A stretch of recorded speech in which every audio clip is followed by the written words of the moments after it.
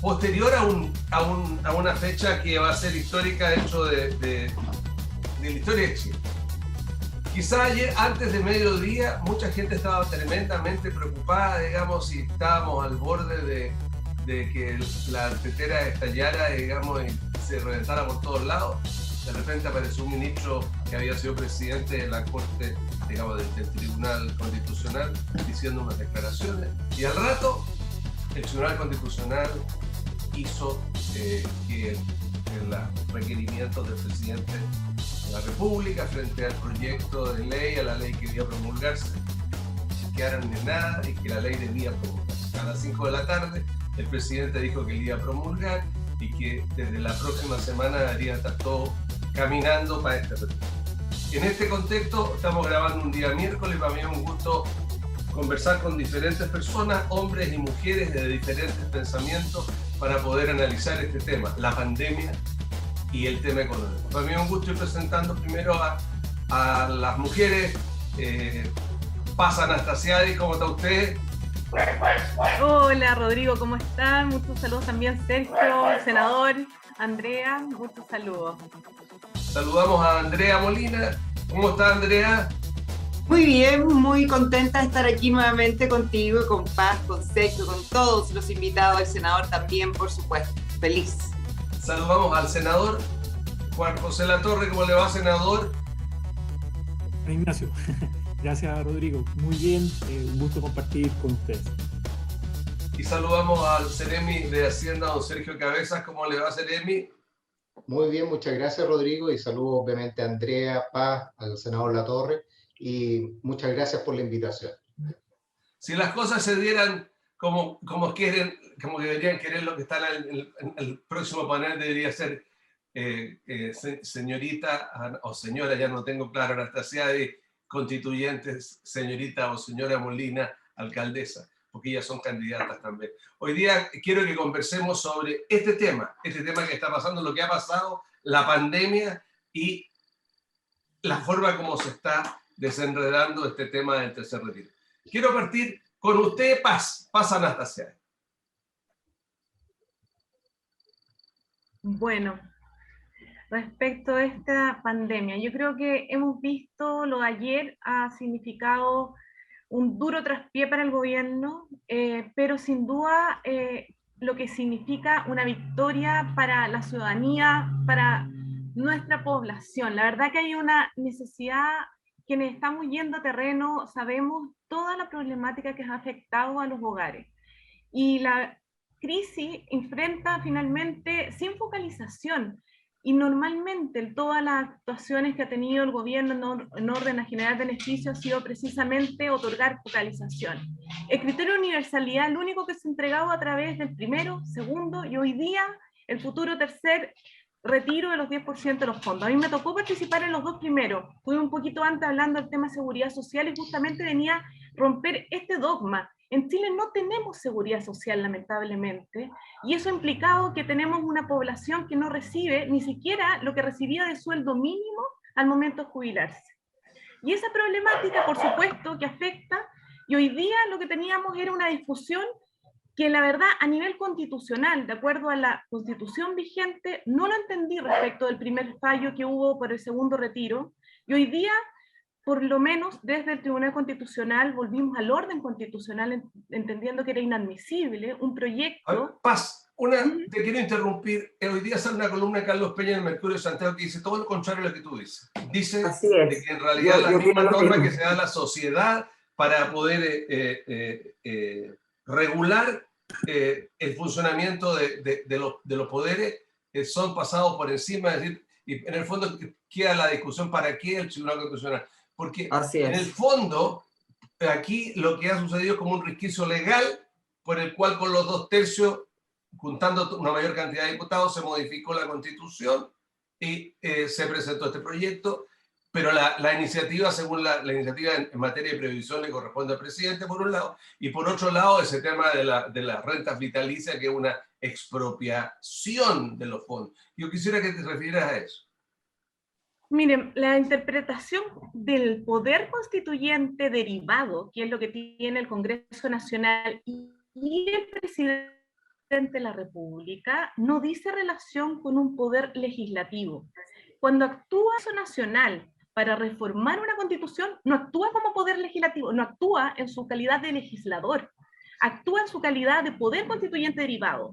La constitución vigente no establece diferencia alguna en cuanto a las iniciativas que puede iniciar el presidente o el Congreso Nacional como poder constituyente derivado. Es decir, me deriva la Constitución la facultad de reformarla. ¿En cuanto a qué? En cuanto a lo que me parezca conveniente como poder constituyente representante de la soberanía popular.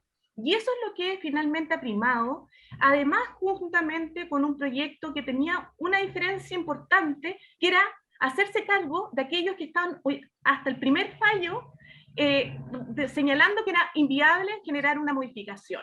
¿Y por qué se hizo entonces en esta ocasión una diferencia?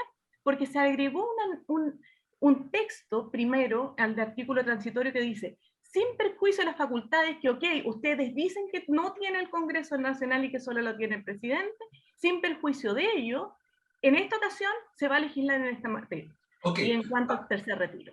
Y eso fue parte de lo que estudiamos en el Congreso luego de ese fallo y se logró promover porque estaba ahí yo participando de asesora.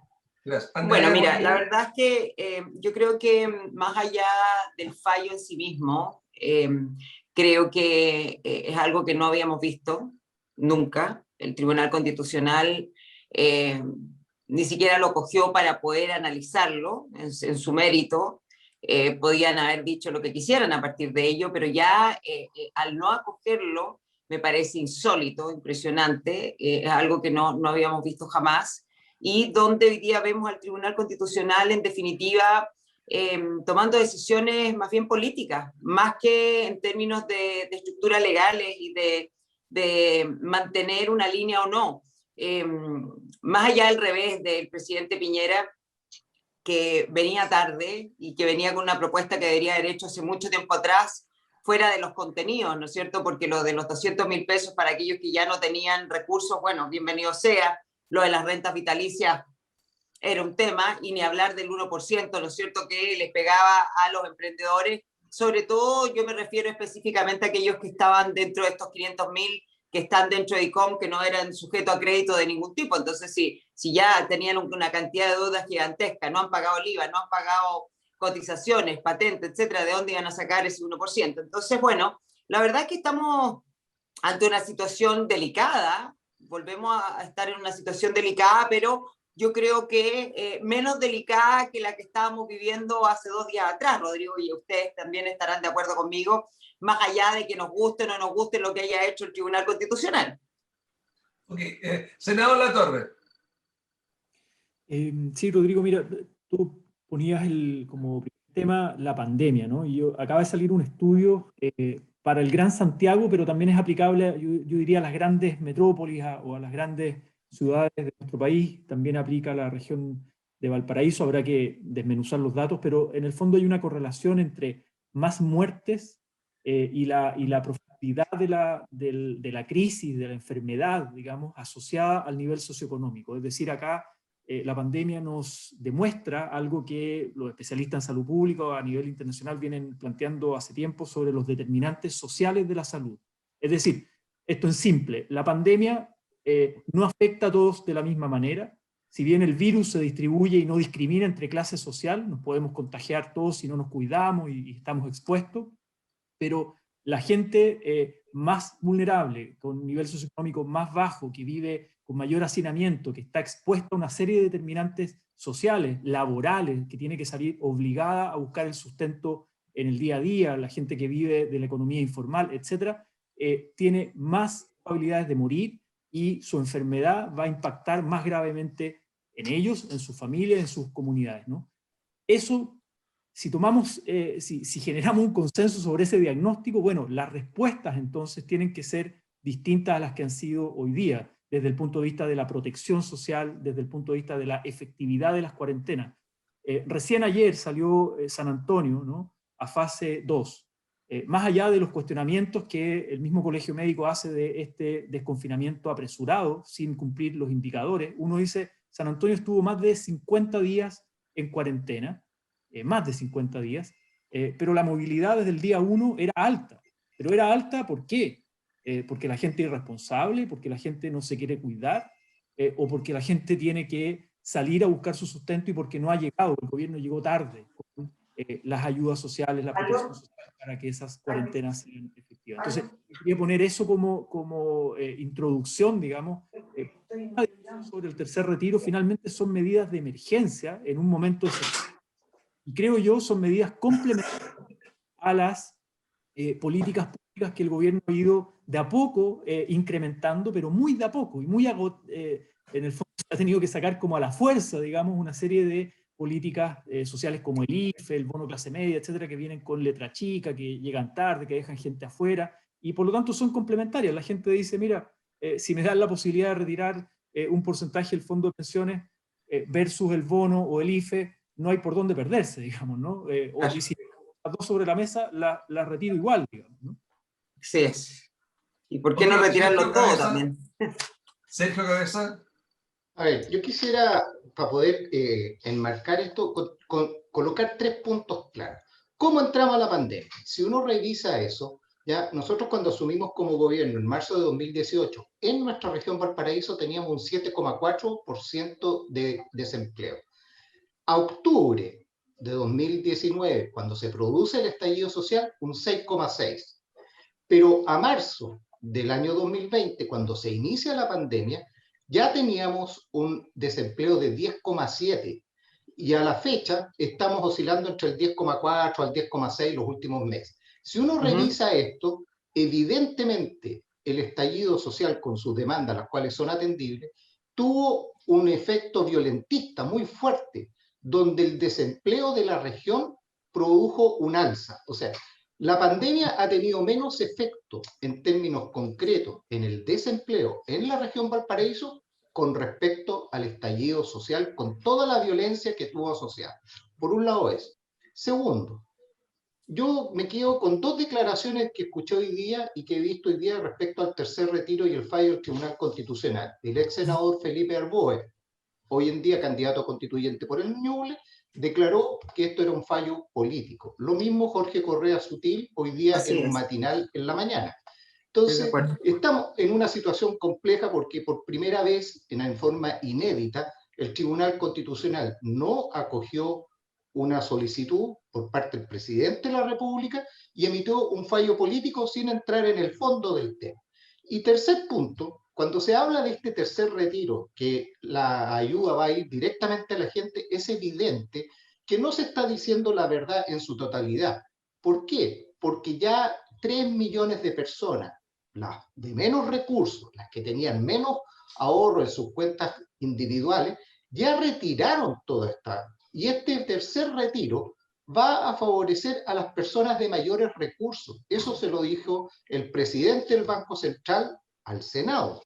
Entonces, hay que mirar bien el aspecto técnico de una situación política, porque en el fondo este tercer retiro no va a ir a ayudar a la gente más vulnerable, va a ayudar a los de mayores recursos y con un agravante, no van a pagar impuestos. Entonces hay varias situaciones que no quedan claras y que van a afectar, digamos, al sistema de previsión social del país, que se sigue descapitalizando cuando la demanda ciudadana es precisamente mejorar las pensiones. Gracias. Paz, Anastasia. Paz está en silencio. Ahí sí. Ahí, activada. Bueno, de ahí de lo que se ha comentado, miren, yo recordaba, ahora estamos en abril, hace un año atrás estábamos discutiendo y viendo un equipo de asesores junto a los parlamentarios de oposición, justamente acerca de una renta universal de emergencia. Eso se pidió el año pasado, se sigue pidiendo hoy día. Y eso ha significado que detrás del ingreso familiar de emergencia lo que había como respuesta al Estado fueron estos 65.000 pesos que se les dijo es insuficiente. Terminamos en 55.000 y 45.000 pesos al tercer mes para modificarlo inmediatamente, dándose cuenta finalmente el gobierno de que era insuficiente para la familia y la problemática que implicaba. El tener una renta universal de emergencia, lo señalaban los informes internacionales, era justamente precaver que las personas estén en su casa y no tengan que salir a trabajar. Y dentro de eso fuimos teniendo una serie de medidas que terminaban siendo muy focalizadas y no tenían este criterio de universalidad, que el único que lo lograba era esta posibilidad de hacer retiro del 10% de la AFP. Se hizo excepcionalmente por primera vez, viendo las necesidades que tiene la gente hasta el día de hoy, porque es cosa de salir a terreno y darse cuenta que hay gente que sí tiene todavía recursos en sus fondos de AFP, no son estos patrimonios altos que se espera, que normalmente tienden a decir que lo tienen, son las únicas personas que pueden retirar. Y cuando nos preocupa incluso que se paguen los impuestos o no se paguen los impuestos respecto de quienes hoy día retiran, justamente hay una gran discusión respecto a si hay o no este impuesto al impuesto a los altos patrimonios, por única vez. Y eso está absolutamente rechazado permanentemente por el gobierno. Incluso se señalaba que estaba promoviéndose también un requerimiento ante el Tribunal Constitucional por esta materia. Entonces, cuando son de altísimos patrimonios nos preocupamos, pero cuando estamos hablando desde la clase media hacia abajo, una clase media que está inestable y también próxima en cualquier oportunidad de irse hacia la vulnerabilidad, terminamos teniendo estos reparos. Lo que necesitamos detrás de esto es que esos trabajadores chilenos y chilenas no estén entregando sus propios recursos desde sus propios bolsillos hacia, finalmente, hacia del fondo de emergencia, el que corresponde al seguro de cesantía, asimismo el que corresponde a los fondos de la AFP. 35.000 millones de pesos son los que ha destinado el trabajador para enfrentar esta crisis. Y el gobierno, ¿qué es lo que se necesita? Este criterio universal. Andrea Molina. Está en silencio. Está en silencio. Sí, sí, ya ahí lo activé. Cuando planteamos el tema de la pandemia en términos generales, por supuesto que tenemos que prever que cuando tú entras en cuarentena tienes que mirar y ver aquellos grupos etarios y grupos económicos que más mal lo pasan. Hemos visto una cantidad de personas que se han empobrecido, ¿no es cierto?, muchos de clase media, gente emprendedora, gente que está perdiendo sus casas, que se le están rematando y no son millonarios. Entonces, ojo, yo tengo una diferencia con respecto a Sergio en términos de que ninguno de los chilenos quisieran sacar plata de sus ahorros sabiendo que esto les va a complicar en el futuro. Pero sí estoy de acuerdo también en que el Estado, ¿no es cierto?, en este caso el gobierno de turno, debería haber ido a focalizar de mejor manera a aquellos que tan mal lo han pasado y lo siguen pasando mal. Estamos hablando de justamente esta clase media que se ha vuelto vulnerable, que es emprendedora, que no está sujeta a crédito hoy día, que está teniendo millones de situaciones que tienen que ver con el cómo enfrentar el mes, donde tenían su casa, no saben cómo pagar las contribuciones, ahora recién están saliendo, ¿no es cierto?, nuevas miradas, nuevas ayudas, esperemos que los bancos también se pongan, porque se pusieron al principio y después ya desaparecieron, y entonces ahí creo que hay una responsabilidad enorme de cómo se afronta esta cuarentena, con qué medidas, más allá que el gobierno haya hecho muchas cosas positivas, creo que todavía se puede hacer mucho más y que debería ir en la línea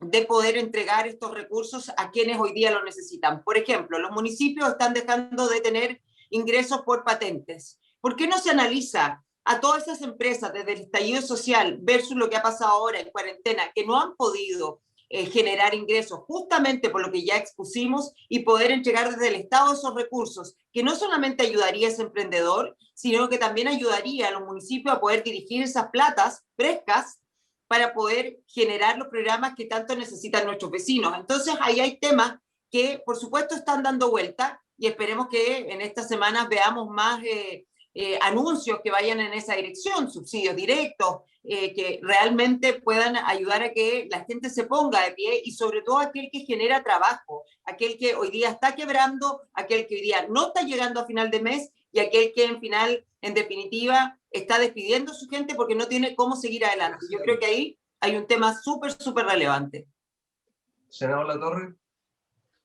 Sí, a ver, sobre el 10%, uno se pregunta por qué la gente saca la plata, ¿no?, de las AFP.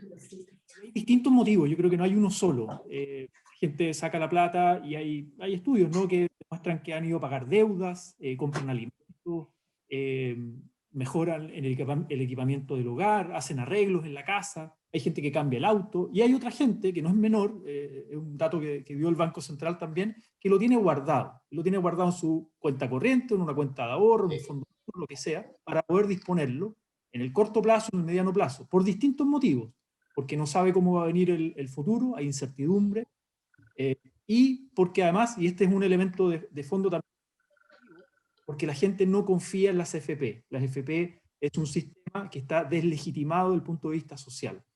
Es un sistema de ahorro forzoso, administrado por empresas privadas con fines de lucro, que ganan muchísima plata. Las utilidades del año pasado fueron sobre 300 millones de dólares. Hay estudios de las utilidades excesivas de la AFP sobre patrimonio. Bueno, esa es una discusión, pero la gente dice, a ver, con mi cotización laboral, esto se inyecta en el mercado de capitales y son otros los que se benefician, se enriquecen con la plata. Llevamos 40 años de este sistema, donde los súper ricos chilenos y extranjeros también, sistema financiero internacional, reciben, ¿no?, de los trabajadores un mecanismo de financiamiento barato. Aquí Sergio Cabeza seguramente entiende muy bien cómo funciona el mercado de capitales y el aporte que hacen los trabajadores con este flujo mensual, obligatorio, digamos, ¿no? Entonces la gente dice, a ver, si me permiten sacar un porcentaje del fondo de pensiones, prefiero tenerlo yo. ¿Por qué? Porque la pensión, al final, con retiro o sin retiro, para la gran mayoría va a ser de miseria igual. Solo un porcentaje muy bajo de la población logra acumular un fondo de pensiones sobre 70 millones de pesos, 100 millones de pesos, que te permite una pensión decente, digamos, ¿no? Una tasa de reemplazo respecto a tus últimos antes de jubilar. La gran mayoría no, va a estar en la precariedad, en la pobreza, y por eso es que este sistema está quebrado desde el punto de vista social. Entonces yo creo que eso, el presidente Piñera se vio, la impresión que daba, digamos, como desesperado por tratar de frenar esto de todas maneras. Se le dijo 1000 veces desde su propio sector, no vaya al TC, después se le pidió, retire el requerimiento, apostó el presidente como jugador de póker, digamos, apostó a ganar en el TC, perdió, o sea, una derrota política brutal, en vez de involucrarse en el debate y proponer indicaciones como lo hizo en el segundo retiro. Entonces, yo creo que un gobierno a la deriva, un comité político muy frágil, muy complejo, donde además sus decisiones políticas generaron un clima también de conflicto social. Sergio Cabeza. A ver, yo me quisiera hacer cargo de dos comentarios que han emitido tanto Paz como el senador Latorre. El primero, respecto a la renta básica universal. Todos sabemos que las candidatas hoy en día, una senadora, Jimena Rincón, y la candidata del Partido Socialista, Paula Narváez, han ofrecido o han postulado que pueden dar una renta básica mensual o solicitaron por 6 meses por cada 600.000 por persona. Pero si uno analiza, hoy en día, en plena pandemia, en cuarentena, este mes vamos a llegar alrededor de 13 millones de personas con el IFE y 2 millones de personas con el bono clase media. Estamos hablando de 15. Hagamos un ejercicio simple. 10 millones de personas le vamos a pagar 500.000 pesos por una vez. Y eso, en plata de hoy día, asciende a 7.140 millones de dólares. 10 millones de personas, 500.000 pesos. A un dólar de 700. Entonces, el Estado, el país, no es capaz de asumir esta renta básica universal, y menos por 6 meses, porque eso significaría una cantidad de dinero que no tenemos con una reforma tributaria que no podemos hacer, ¿ya? Uno tiene que compararse dentro del contexto de lo que el país está. En Latinoamérica somos el país que más dinero ha colocado en ayuda durante esta pandemia. Ese era un primer punto. Y el segundo, con respecto a lo que mencionaba el senador Latorre, vamos a quedar con 5 millones de personas tras este tercer retiro que no van a contar con recursos en sus cuentas de capitalización. Bueno, esas personas a futuro, y tal como él lo decía, efectivamente, no todos los retiros, o sea, parte de los retiros están en otro tipo de cuenta o activos financieros. Hay gente que los tiene ahí capitalizando. Bueno, el punto es que en el futuro vamos a tener que hacernos cargo como Estado de cómo vamos a resolver ahora esa deficiencia en las pensiones en 5 millones de personas, independiente de los otros que quieran. Entonces, estamos ante un problema de Estado como país muy trascendente. Y aquí también hay que analizar que la alternativa que ofrece algún sector político, ¿ya?, de ir a un sistema de reparto no es factible de aplicar en el país. ¿Por qué? Porque tenemos una matriz demográfica donde gran parte de la población adulta va a pasar a pensionados y la población activa es menor. Y un sistema de reparto se sustenta precisamente en que la población activa capitaliza para poder tener las pensiones de los adultos más alguna ayuda estatal. Muchas gracias. Pero, muchas gracias. El tiempo es corto. Tenemos que ir a una pausa. Gracias, Sergio Cabeza, el senador Latorre, Andrea Molina Paz, Anastasia. La pausa es breve. Ya volvemos.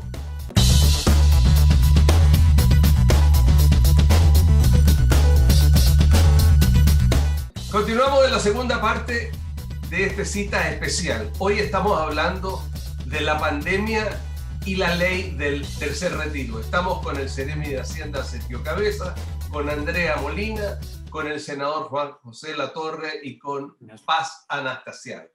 Quiero que en esta segunda parte de la conversación nos centremos en los efectos que va a tener esto, en los efectos que tiene y que los efectos que va a tener también en lo que va a ser la próxima convención constituyente inédita primera, en lo que va a ser los resultados posibles, o lo que va a ser la repercusión en las elecciones, lo que va a ser en el país del futuro, el próximo presidente. A este le queda muy poco, digamos, y la herencia que va a tener, qué es lo que nos espera con esta pandemia y con lo que está pasando. Quiero partir con usted, Paz Anastasia. Ahí partiendo nuevamente. Bueno, y nosotros tenemos en nuestras manos, yo siempre señalo, el 15 y 16 de mayo, tenemos un proceso histórico inédito. Nuestra historia republicana jamás habíamos tenido la oportunidad de elegir convencionales constituyentes. Siempre se había hecho desde un grupo, un nicho determinado, incluso indicado de quiénes eran los que redactaban la Constitución. Y para términos explicativos de una constitución, finalmente, nuestra estructura de Estado, cómo el Estado funciona, se relaciona, pero también cómo mira a las personas. Cuando tenemos esa pérdida de confianza en nuestras instituciones, cuando muchas veces entendemos que esa representante, la verdad, que no está representando los anhelos de lo que está pasando en el pueblo, hoy día tenemos la posibilidad de cambio. Yo creo que si entendemos que merecemos algo distinto, tenemos que hacernos cargo, no solamente preocuparnos, sino que ocuparnos el día de la elección de decidir por aquellos representantes, pero especialmente convencionales constituyentes que están dispuestos a entender, a empatizar con lo que se está pasando y llevar esa historia nuestra de lo que estamos viviendo hoy, proyectándonos hacia ese futuro. Tenemos la posibilidad de cambios profundos siempre y cuando tengamos 2/3 de convención constituyente pensando en los cambios que Chile merece, en cuanto a esa mirada que tenemos cuando hablamos de estas deficiencias, esas problemáticas sociales. Estamos hablando de un Estado preocupado de salud, estamos preocupados de las pensiones, estamos preocupando el estado de la vivienda, del tema de medio ambiente, cómo vamos a hacer que nuestro país sea realmente sustentable, porque tenemos que compatibilizar todo lo que tenemos como estructura con el medio ambiente donde vivimos, el agua entre ellos, y por lo tanto comenzar desde esos cambios. Y luego también este desafío de lo que se viene en octubre, porque luego entonces vienen las elecciones presidenciales, y lo señalaba Rodrigo. ¿Quién va a llevar, quién va a ejecutar esta nueva constitución? Y mirándolo en términos concretos, ¿quién está más directamente relacionado con lo que esta nueva constitución, esperamos de ella, haga esos cambios profundos? Cuando vemos hace días atrás esta presentación de ese tercer proyecto, de otro proyecto más del retiro, con todas las fuerzas políticas de Chile Vamos, diciendo que tenían este nuevo proyecto que termina teniendo esta puerta cerrada por parte del Tribunal Constitucional diciendo, no, el tercer retiro que corresponde, el que aprobó el Congreso Nacional, una centroizquierda que necesariamente debe unirse y lograr generar esa esperanza necesaria para hacer los cambios que Chile tiene y espera tener. Gracias. Andrea Molina. Yo creo que una cosa no tiene que ver con la otra, en el sentido de lo que es el Tribunal Constitucional y lo que acaba de pasar. Siento que fundamentalmente tenemos que tratar de que toda la gente que hoy día nos ve a través de tu programa y que nos escucha, ¿no es cierto?, vaya a votar. Hoy día, por ejemplo, en lo que es Viña del Mar hay un 40% de los ciudadanos que no saben por quién votar. Entonces también ahí hay un preocuparse, un ocuparse de saber quiénes son los candidatos, qué es lo que tú quieres eventualmente rescatar de aquello que se ha hecho bien y cuáles son los puntos a mejorar. Siempre se puede mejorar. Estamos en un escenario a puertas de una elección que va a marcar la historia de nuestro país, tanto en lo que significa dónde quedan las responsabilidades en las comunas, en la gobernación, con la cartera, ¿no es cierto?, económica, y también con lo que se viene en esta constituyente. Entonces, también el sentido común es fundamental, porque no podemos llegar y tirar un montón de ofertazos que finalmente no tengan la bajada y se puedan materializar. Porque cuando hablamos, por ejemplo, Rodrigo, el derecho a vivir en un lugar libre de contaminación, yo me pregunto, porque está en la Constitución, ¿qué pensará la gente de Puchuncaví, de Quintero, de Petorca, Cabildo y muchos otros sectores que han sufrido en carne propia lo que significa el que esté escrito en la Constitución y no se haga carne? Entonces también ahí hay que tener ojo en lo que se va a plantear y en esas bajadas que sean reales, concretas, y que no en el fondo estemos invitando a la gente a que crea que todo va a mejorar y todo va a cambiar a partir de la Constitución, porque creo que ahí hay que ser muy mesurados y muy responsables en lo que se proponga y cómo se hagan esas bajadas para que realmente lleguen a los ciudadanos y no que sean solamente propuestas que suenan muy bien, pero que finalmente no se pueden realizar. Okay. Senador Latorre.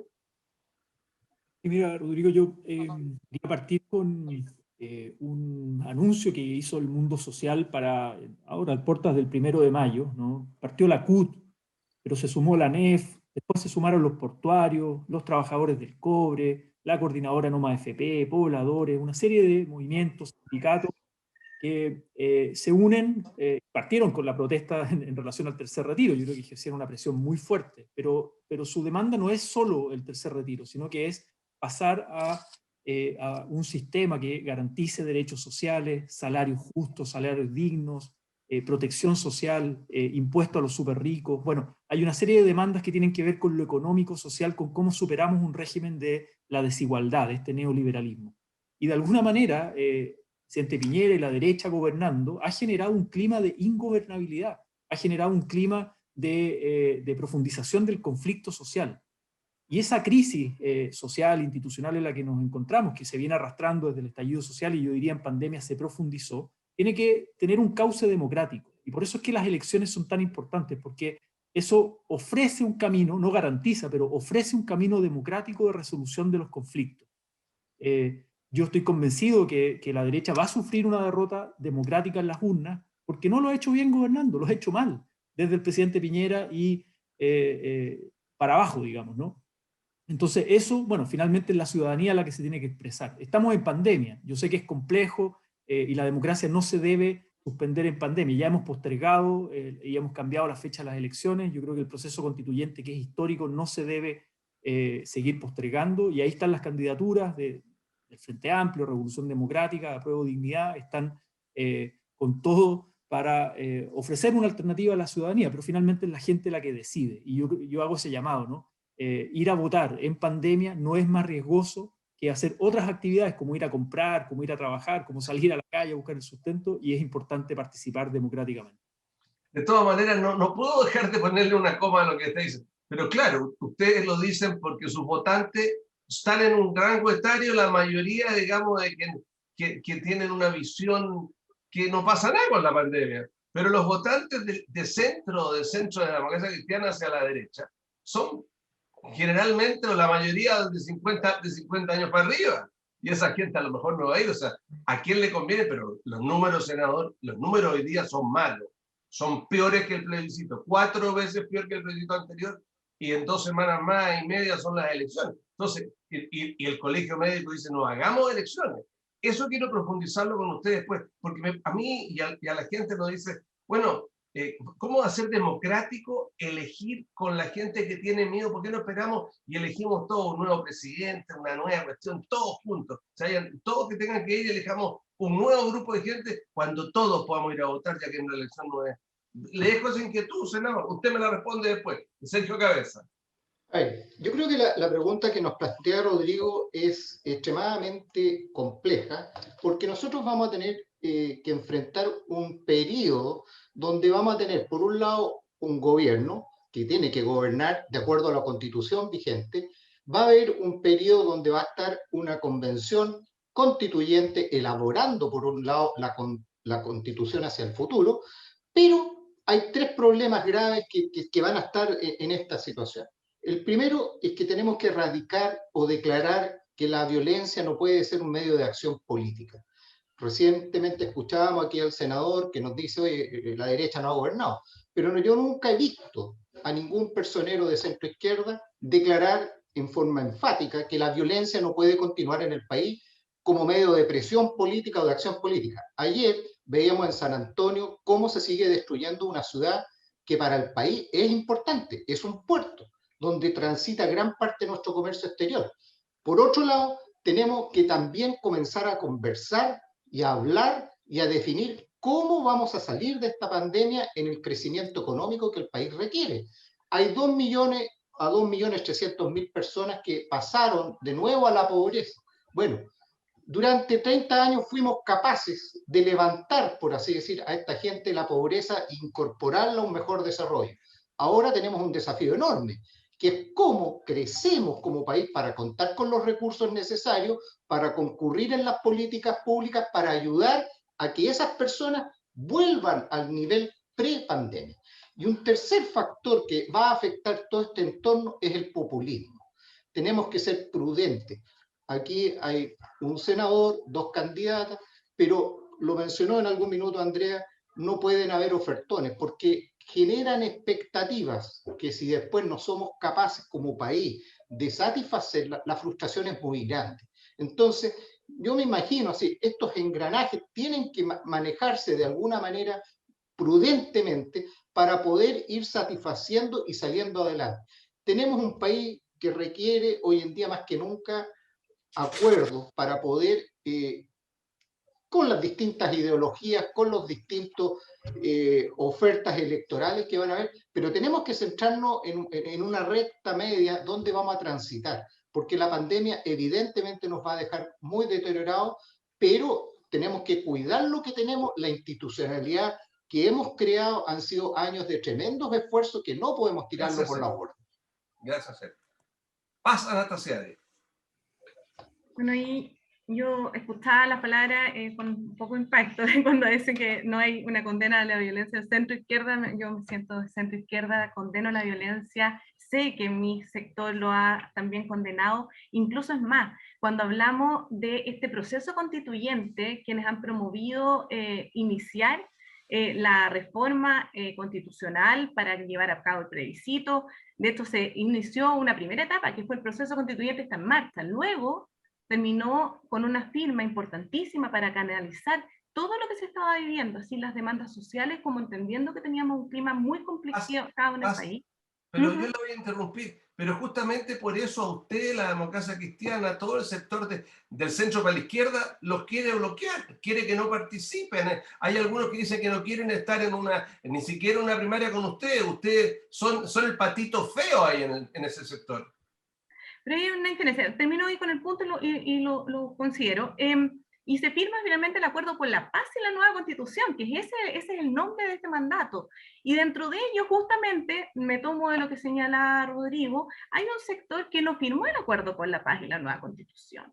Y eso también para nosotros es relevante, porque nosotros estamos hoy día en una unidad constituyente y además para quienes son los candidatos a alcaldes y gobernadores regionales, pero también tenemos una lista del apruebo. Esa lista del apruebo tiene la característica de haber dicho que sí inmediatamente al acuerdo por la paz y la nueva constitución, haber sido parte de los que firmaron este mismo acuerdo importantísimo que nos lleva hoy día a estar hablando de una nueva constitución y que aprobamos todos en conjunto ese 25 de octubre, redactar una nueva constitución con una convencional constituyente. Y eso es parte de lo que nosotros representamos y en el anhelo y encauzar al país en este clima de recuperar, lo señalamos, recuperar la confianza, volver a nuestro orden institucional donde fortalezcamos la democracia desde el proceso constituyente. Yo creo que los convencionales constituyentes que tienen un rol sumamente relevante en lo que vamos a vivir como país. Necesitamos ser legitimadores del proceso constituyente, pero también parte de entender las personas que sí tienen un representante mirándose a las personas,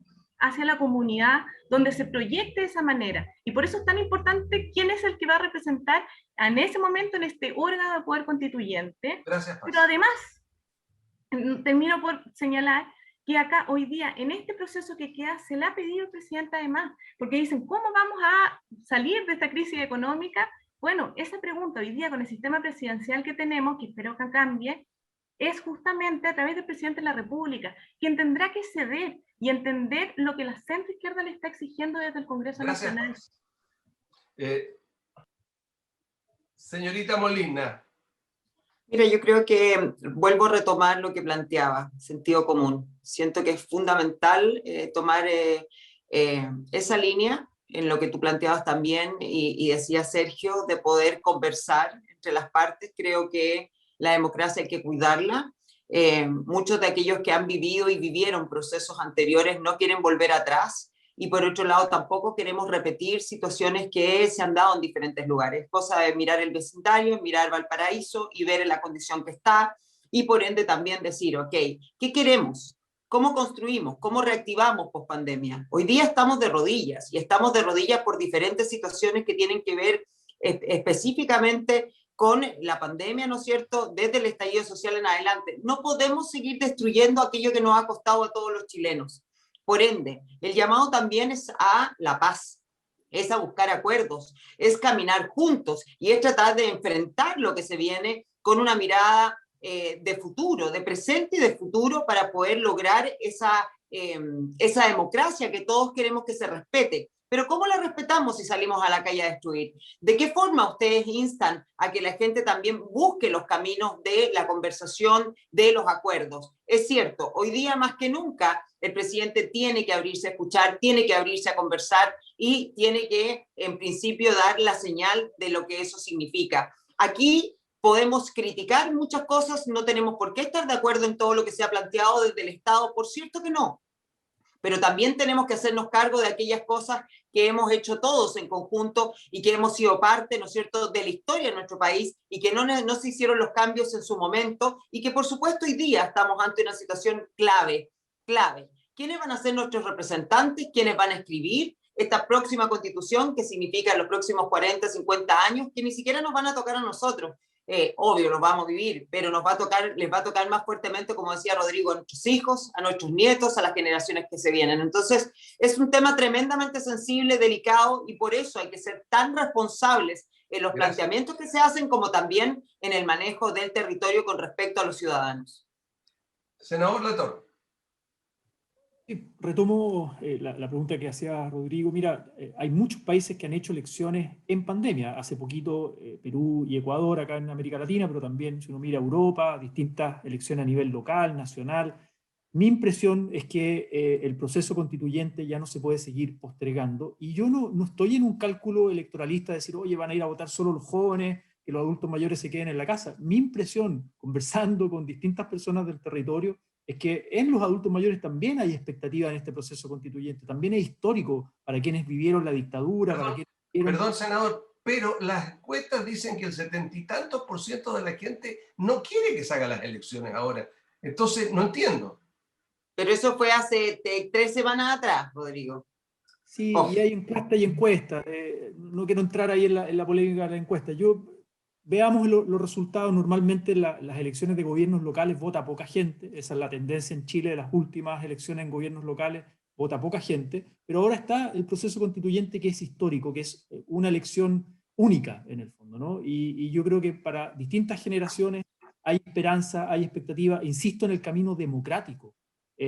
Los que queremos superar el neoliberalismo que se impuso a la fuerza, con violencia en Chile, sin preguntarle a nadie, ¿no? Con la mentalidad de un grupo de Chicago Boys, de economistas, digamos, y de especialistas en derecho constitucional, herederos de Jaime Guzmán. Bueno, ellos no le preguntaron a nadie, lo impusieron por la fuerza, con las Fuerzas Armadas.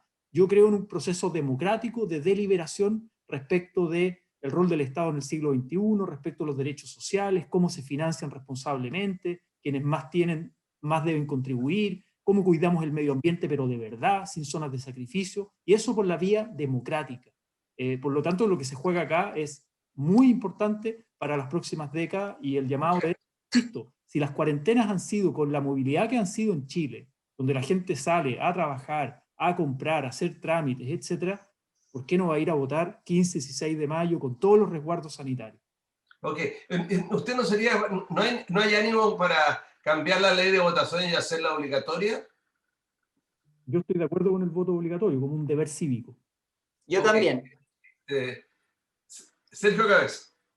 Bueno, yo también estoy de acuerdo con el voto obligatorio, pese a que no me lo preguntó Rodrigo, pero quiero volver al tema de qué hacemos de aquí para adelante como Lo que país. pasa es que usted no vota en el Parlamento, vos Cabeza, el senador. No, no, El pero senador soy es de- ciudadano, por lo menos lo puedo plantear. Yo voté a favor Yo tampoco, pero y yo se estoy de rechazó. acuerdo. Oye, no, yo creo que el desafío que es enorme el que tenemos, porque para mí, por lo menos en lo personal, tenemos un imperativo ético, que es cómo recuperamos la calidad de vida de estas personas que van a quedar tremendamente dañadas, damnificadas de la pandemia, que ya estamos hablando de 2 millones a 2 millones y medio en el país. Por lo tanto, ahí viene cómo establecemos un crecimiento económico, soy reiterativo en eso, porque al igual que existe un orden público en el ámbito de seguridad, también existe un orden público económico. O sea, tenemos que tener claro que como país vamos a tener por un lado un gobierno, vamos a tener una convención constitucional, pero tenemos que sacar a esta gente rápido de la situación que quedó post pandemia. Y hay un punto que es clave. Aquí yo no quiero entrar en una discusión de los modelos económicos, ideológicos, etcétera, pero todo el planeta va a salir de esta pandemia y vamos a tener que competir con todo el resto de los países por la inversión, que es la que al final produce los proyectos en empresas, independiente cual ésta sea, y eso es lo que va generando el empleo, porque al final, dada la cantidad de desempleados que quedan en el país, vamos a tener que resolver ese tema lo antes posible. Y hay otro punto que es clave, que yo creo que esta pandemia nos deja una lección a todos como Estado, que es cómo resolvemos ahora el funcionamiento, que será materia obviamente de la Convención Constitucional, de este Estado tan burocrático y tan pesado para poder reaccionar y tener efectos como los tuvimos en la pandemia, con un problema tremendo, que el grado de informalidad que tenemos en el país afecta enormemente a todas las políticas públicas. Ese es otro desafío, y aquí en la región lo tenemos. Hoy en día mucha gente, producto de esto y del desempleo, ha caído en un grado de informalidad, y todas nuestras políticas públicas, tarde o temprano, se enfrentan a este grado de informalidad y tenemos efectos que no le llegan a las personas indicadas. O sea, los desafíos que tenemos son enormes, y ahí necesitamos prudencia, acuerdo, conversar para establecer una ruta media donde podamos administrar un gobierno que va a estar ejerciendo el poder, y por otro lado una convención constitucional. Gracias. Cortito, al terminar, Sergio Cabeza, ¿usted no cree que la solución del momento por los próximos 3 meses sería un ingreso universal de emergencia? No, porque, o sea, puede darse, pero vamos a tener que recurrir. ¿Usted cree que no es una solución rápida y mejor que todo lo que ha pasado? Puede ser, pero tiene un efecto en las arcas fiscales importantes, donde vamos a tener que conversar de cómo proveemos los recursos para poder hacerlo. Gracias, Sergio. Pues quedan 22.000 millones nomás de plata acumulada, digamos, y además la proporción del Producto Interno en relación, digamos, el endeudamiento frente al Producto Interno de Chile es mucho más bajo que el resto de los países en el mundo frente a este sistema. Muchas gracias, Sergio Cabeza, muchas gracias, Andrea Molina, muchas gracias, muchas gracias, senador Latorre. Su minuto final para que ustedes se despidan, Anastasiades. Bueno, nuevamente, tenemos en nuestras manos un proceso histórico. La invitación es que este 15 y 16 de mayo vayan a votar. Efectivamente, se señalaba, los protocolos, los procedimientos están para resguardar a la población, y pensando también que hay un gran porcentaje que hoy día se va a encontrar con las 2 vacunas, ya incluso con el periodo suficiente para poder resguardar. Y tenemos 4 elecciones, que son de gobernadores regionales, convencionales constituyentes, alcaldes, concejales. Las 2 primeras son justamente elecciones nuevas y además que tienen una trascendencia. Una para la región y el otro es para nuestro país, pero pensándolo no solamente a cortos años. Muchas gracias, Paz. Corto. El minuto es corto. Andrea Molina. Bueno, primero que todo agradecerles, un gusto haber estado con ustedes, Rodrigo, como siempre, un gusto conversar contigo en tu espacio, y hemos luchado tanto por la descentralización. Hoy día tenemos una posibilidad cierta de poder elegir a nuestros gobernadores y también que puedan definir los dineros para la región. Por ende, es fundamental que usted vaya a votar. Que vaya a votar. No da lo mismo en qué manos deje su comuna, no da lo mismo, y menos en esta situación. Necesitamos reactivar la economía de nuestras comunas, reactivar a nuestros emprendedores, y para eso sinergias, experiencia. No necesitamos generar aventuras, ni personales, ni tampoco que vayan a generar un descalabro más grande del que tenemos. Muchas gracias. Senador Latorre. Y mi llamado también es a participar en las elecciones de mayo, a profundizar la democracia en pandemia, no suspenderla, el proceso constituyente histórico, saludar las candidaturas de Revolución Democrática, Frente Amplio, Apruebo Dignidad en el Distrito 7, María José Garzún, Alejandra Toledo en el 6, la candidatura de Rodrigo Mundaca, gobernador regional, yo creo que es histórico también, Macarena Ripamonte en Viña del Mar, Sebastián Balbontín en Limache, algunas, yo creo que desde Revolución Democrática y Frente Amplio, y invito a la gente a confiar en estas alternativas emergentes. Muchas gracias, senador. Sergio Cabeza. No, yo creo que yo quiero agradecer la invitación, haber compartido con usted, también manifestar que en la región tenemos enormes desafíos. Viene esta elección también de gobernador regional, que significa una nueva forma de operar en la región. Tenemos problemas con la sequía, con la reactivación económica y suma y así. Como representante del Ministerio de Hacienda también vamos a poner todos los esfuerzos para poder concurrir con ayudas a las personas, y se está preparando un paquete importante para concurrir en ayuda de todas las pymes en el tema de reactivación. Desafío que tenemos que enfrentar en el corto plazo de aquí. Muchas gracias. Muchas gracias. Dios lo oiga, Dios lo oiga. Un gusto tener aquí a Paz Anastasiades, a Andrea Molina, al senador Latorre y a usted, Sergio Cabeza. Y a usted que nos está mirando, quiero decir una cosa. Estuvimos a un tris de un nuevo quiebre, o un quiebre muy complicado en la historia de Chile. Hoy día la gente está complicada, tiene un periodo de tranquilidad, va a recibir su 10%, aprovechen el que lo va a recibir, no lo malgaste, y por sobre todo, vaya a votar. No da lo mismo quién sea su constituyente, quién sea su gobernador, quién sea su alcalde o quién sea su concejal. Que estén ustedes muy bien.